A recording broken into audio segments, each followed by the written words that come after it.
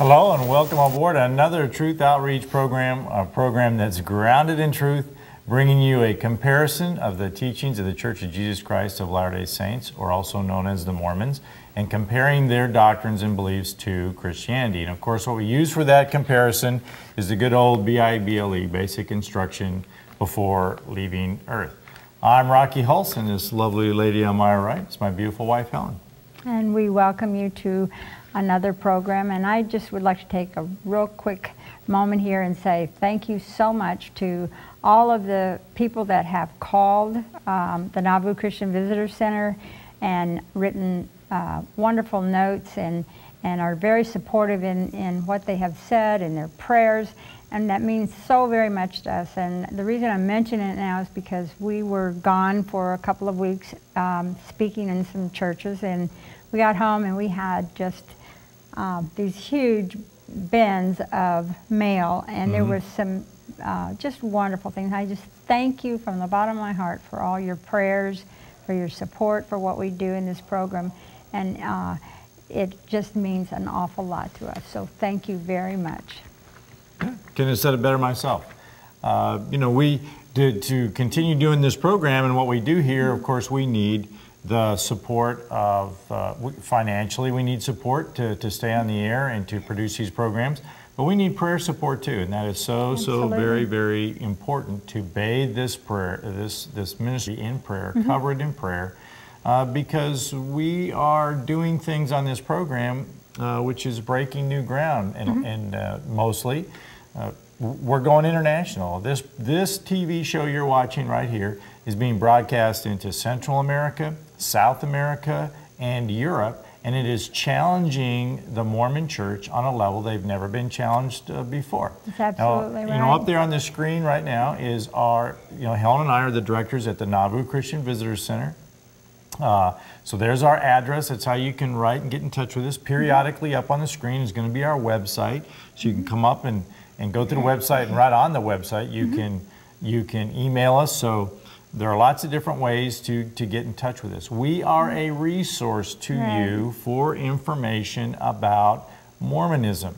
To those of you who are Mormons, which is hard to get some information unless you have a very extensive library, which we do, and we can get information for you, but also for Christians. It's important to educate the body of Christ about false teachings. Over and over and over again, here in the New Testament, we are warned about false prophets and false teaching. And so we are a resource to get information, provide information and teaching. We go out and we do seminars in churches. We have a newsletter. If you're not on our newsletter list, I mean, you'll watch this program tonight, but are you going to remember tomorrow a lot of these different quotes and stuff that we put up for you? But in the newsletter, they're there in print, and so you can... And folks, our newsletters are free. Rocky puts a lot of time into those newsletters, but they're very informative and they are free, and we would love to send one to you. And they're in a format to where you can put them in a binder and save them, and literally they are something that's a resource material to you, including that website that you can go up on and get that. Well, we like to start our programs out with a quote. In today's program, we're going to start with Brigham Young, and it's up on the screen for you. It says, "I say to the whole world, receive the truth no matter who presents it to you. Take up the Bible, compare the religion of the Latter-day Saints with it, and see if it will stand the test." Well, that's what we do week in and week out on this program, is we compare the religion of the Latter-day Saints and see if it will stand the test. And of course, what we use as the baseline for that test is the Bible. God's inerrant remember word. That's Brigham Young. That's the second prophet of the Mormon Church. Exactly. That invites us to do what we are doing here on this program. And that is exactly what God has called, the God of the Bible has called Rocky and I to do. Rocky being born in the Mormon Church, being raised a 6th generation Mormon on his father's side, a 4th on his mom's side, and me being an unchurched person who did not know anything about the Bible, who God was, until I accepted Jesus Christ, the Jesus of the Bible, into my heart, and He changed my life, and He can change yours. Amen. That's good preaching there, right there. We can just end the show right now. It's just, we're just Oh, done. no, well, I'll just keep on going if you'd like. Okay. I just love the Lord, and I want to talk about Him. I can reflect back on when I first became a Christian, and you were still a Mormon, and we would go out in public, and I would be going from, it didn't matter where I was. I could be in a bank or in a grocery store, and I would run up to people and say, do you know Jesus Christ? Do you know who He is? Are you going to heaven? Are you sure? And I would just embarrass him half to death. I mean, I was nowhere where you were. Oh, no. I mean, I didn't know who Jesus was, and the Jesus that I thought you knew. you were a freak. You know, I did. I mean, know. I'm serious, folks. I know. That's a true statement. I thought she would. But that's just a little she had snippet. lost her. I thought she was more than one brick short of a load. You know. Well, you know, that's just a little snippet of our testimony, because you had two people that were coming from different aspects. You from a religion that just forms a person into believing and trusting upon a false prophet, Joseph Smith, a false Book of Mormon, a false Jesus, and I could just go on and on. But I know you have a great program. I do, and we got to get going, and we're not going to get through this material. So, well, you can talk fast. Today's program is titled Pre-Hispanic Look at Book of Mormon. Now, this right here is a church news. I'm going to hold it up for you, and I'll hold up the camera one there. I'll get it up. Oh, you just can't even see me. There we go. But this is a church news magazine, kind of a newspaper magazine, and on the front of that church news, that's the June 24th, 2006 issue, and it's up there for you on the screen. You can see it a little clearer there, and that's supposed to be King Benjamin in that picture. Okay, and it's supposed to be King Benjamin from the Book of Mormon. Now this is a Book of Mormon here. So when you get that knock on the door, that's what they give you. And that picture that's on that front cover of that church news is supposed to be King Benjamin from the Book of Mormon. Now he appears to be standing on this platform and addressing all of his people, and he's dressed in kind of this cape with a metal breastplate on, and he has a metal headdress that appears to be brass or gold. It's kind of hard to tell. Let me put that picture of him back up on the screen for you again, and you can see there, you know, he has his arm extended there, and there's a metal bracelet on his arm, and then you may not be able to see very good in that picture, but he has like this metal breastplate on, and then he has a metal headdress on. Okay, now this picture was painted by a Mormon artist by the name of Jorge Coco. Now, on page 14 of this issue of the Mormon Church News, he's in there and he talks about these pictures that he paints, whatever. And there's an article about him and about his paintings, and it's called "The Pre-Hispanic Look at the Book of Mormon." So I'm going to put that up for you on the screen. It says, Pre-Hispanic Look at the Book of Mormon, Argentine artist studies, incorporates Mesoamerican influence into his art. Okay, so that's on page 14 of that issue of the Church News. Now, what I'm going to do is I'm going to lead right into the first two paragraphs of this article, and I'm going to put those up for you on the screen as well so you can see. This is the first two paragraphs, and it says, a Latter-day Saint artist, Jorge Coco, has painted scenes from the Book of Mormon for more than 40 years, developing in his visual interpretations the great themes and great characters from the Book of Mormon. Today, his artistic work contributes to the communication of the message of the restoration to the world. Now, underlined there, it says, the principal characteristic of his style is to approach the true history and culture of Nephites and Lamanites in a little-known pre-Hispanic American world. And as you can see, I had the documentation that this was from that June 24th issue on page 14. Of 2006. Of 2006. Now, there's just one major problem with this article. And the artist's pictures and the whole gist of this article, and that it's just pure fiction. It never happened. It's a fake. It's a farce. Now, I'm going to put up for you that first paragraph of the article again, because I want you to take a look at this, okay? And it says, a Latter-day Saint artist, Jorge Coco, has painted scenes from the Book of Mormon for more than 40 years, developing his interpretations. Now, in quotes there, great themes and great characters from the Book of Mormon. Now, there's just absolutely no support for that statement. The characters, the people of this book, okay, the Book of Mormon, that's what this is, okay, the Book of Mormon. The people, the characters, whatever the places, there is. the cities, everything. Nothing has ever been identified in history. Not one king or any other character that is named in the Book of Mormon has ever been found. Yep. Unlike the pharaohs, the kings, the military generals of ancient Africa or the Middle East or the European worlds and countries, we have a great deal of information about them. They are fully supported by ancient writings, archaeological finds. You know, the North Africa, Middle East, Europe, we know the Roman Empire, the Greek Empire, the Hellenistic era. We have all that history. We know these people existed. We know who the Roman emperors were. We have all of that stuff, the pharaohs of Egypt. But we have nothing to support this book. Nothing. There has never been one city, one person to find their names written on any of the ruins of Central and South America. There has just never been anything found. Nothing.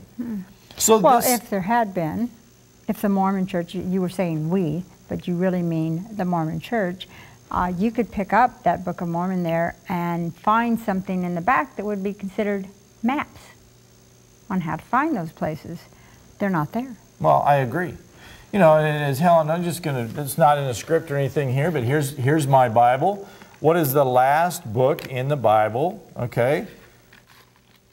It's maps. There's a, you can you can see on the screen. We have maps in the back of the Bible because those places exist. Well, here's a Book of Mormon. This is the 1981 Book of Mormon. There are no maps. You can get an 1830. Yeah, there's Book no of maps. Mormon. There's no maps. Because it's a book of fiction. Those places can't be found. Okay?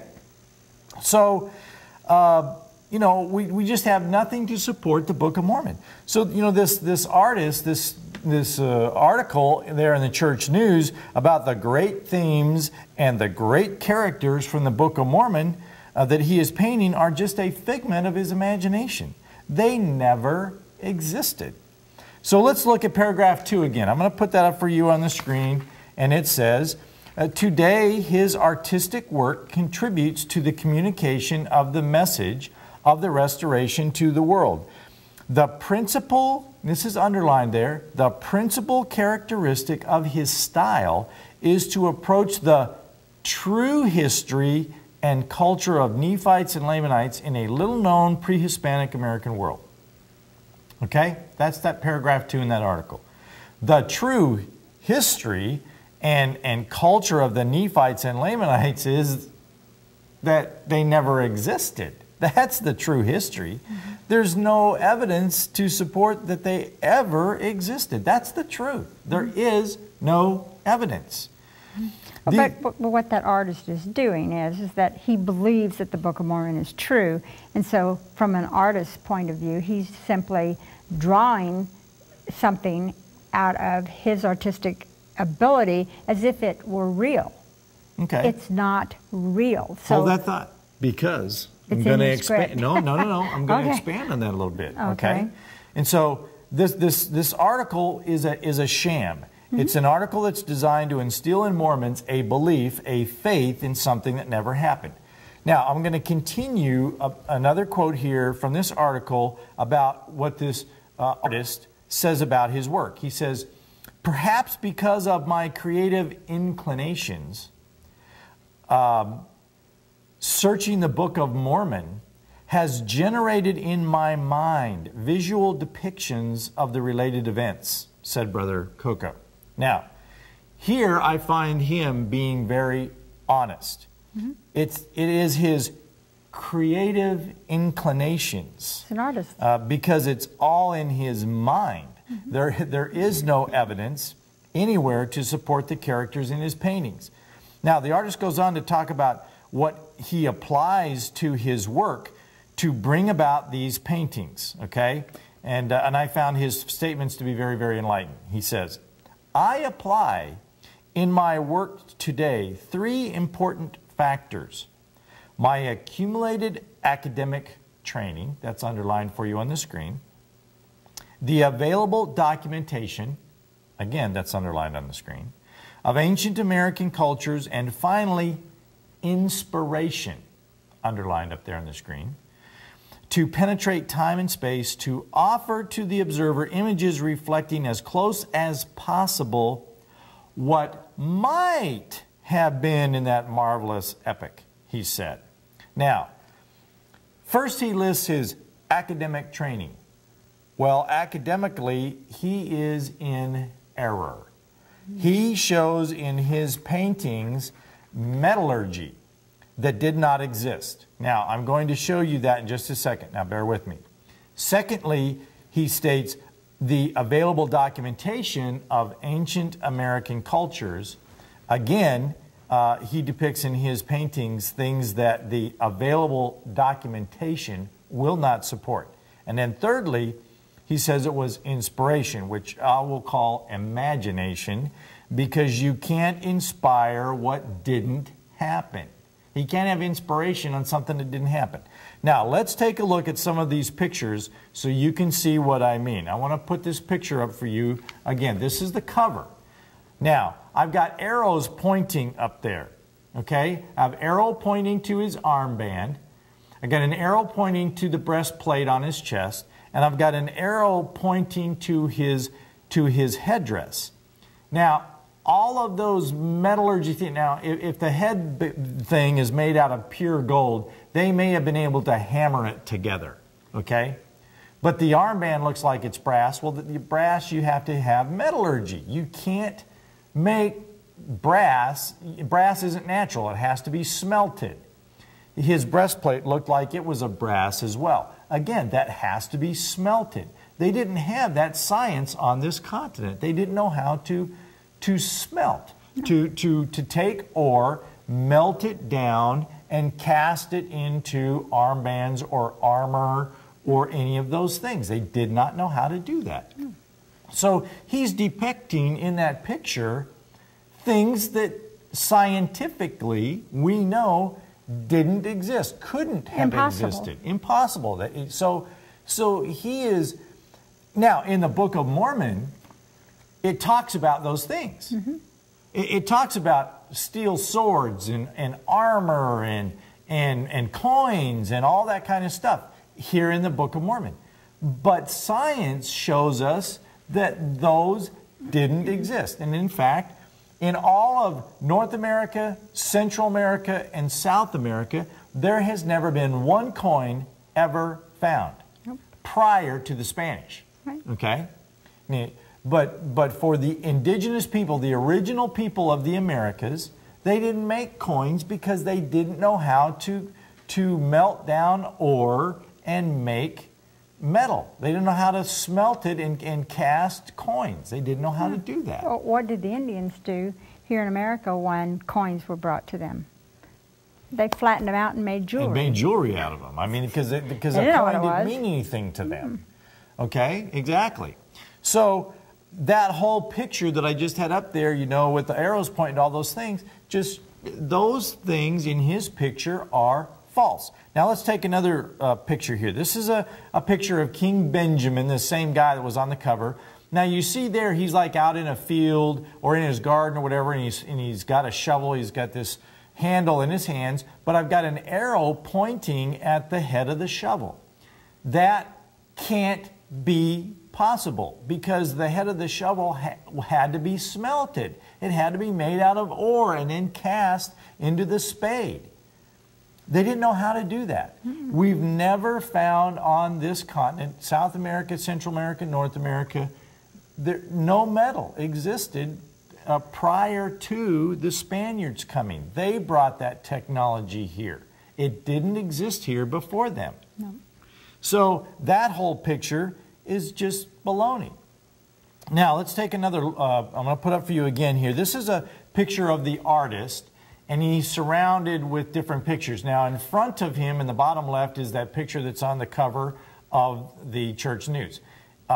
Directly above that, in front of him and above him to his right, is the picture we just looked at of this King Benjamin supposedly out in the field. Now, behind him and in the top right of that on the screen, and there's an arrow pointing to it, you can't see it very good there, but is a picture of a soldier. And this soldier has in his hand a sword in one hand and a shield in the other hand. That's totally bogus. There were no steel swords here. Now, the Book of Mormon talks about that over and over again, that these armies had steel swords, and they had spears, and they had shields, and they had armor. No, they didn't. Archaeology has never, ever, ever, ever found in Central, South, or North America steel swords, spears, armor, shields, until the Spanish got here. After the Spanish arrived, yes. Prior to the Spanish, no. Yet the Book of Mormon talks about these great battles that were waged with these armies all equipped with brandishing steel swords and spears, and they all had armor on and all that kind of stuff. And folks, one of the largest battles that took place was in Palmyra, New York. At the Hill Cumorah. At Hill Cumorah. Never happened. It never happened. And in fact, there were two great battles, according to the Book of Mormon, that happened at the Hill Cumorah. The first was the Jaredites, and there was over 1 million people were killed at that battle. Supposedly, by this little hill in western New York, 1 million people died at that battle. Point out that that is in the Book of Mormon. And they all had steel swords, and they had spears and armor and shields. And there's never been one artifact. No. Never has anything been found. Boy, I got a tickle going in my throat.